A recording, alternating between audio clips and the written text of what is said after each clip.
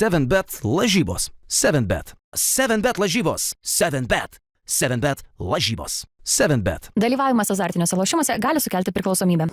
Ąžuolai, kokios mintys po rungtynių, kodėl nepavyko šitose rungtynėse išsilaikyti ilgiau lygesnei kovai?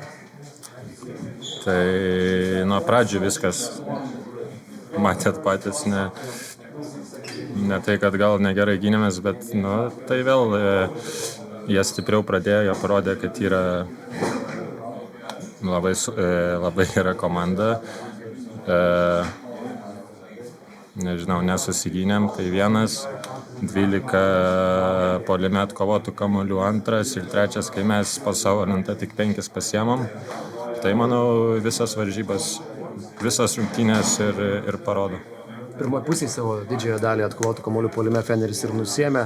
Daug kalbėta buvo apie fiziškumą po pirmųjų rungtynių. Ar tai yra dar tas dalykas, su kuriuo dar šitoje serijoje nesusitvarkėt? Taip.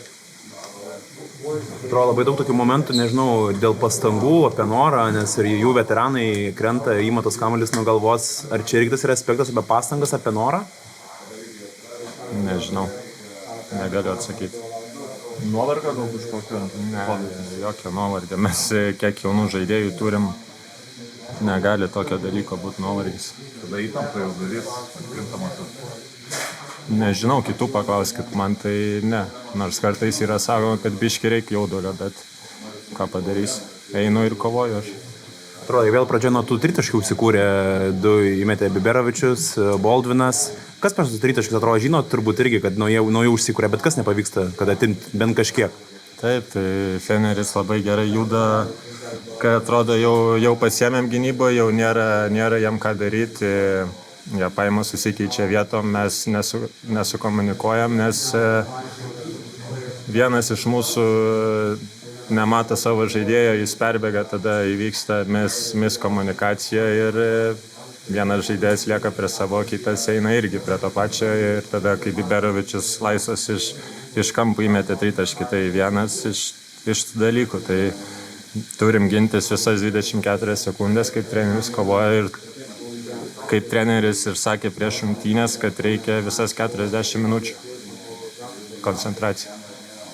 Tas sugrįžimas pabaigoje šiek tiek įkvėpia to kovingumo prasme. Tai jo, bet per vėl jau buvo. Tai patys matėte.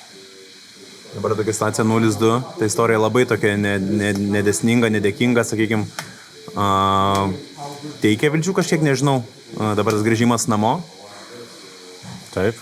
Man tai istorija visiškai nesvarbi, mano pirmi metai čia, tai išeisiu ir darysiu viską, kad laimėtų rungtynės ir grįžti čia. Ko apskritai Ąžuolai tikėsi iš namų sienų pirmose namų rungtynės iš toje serijoje?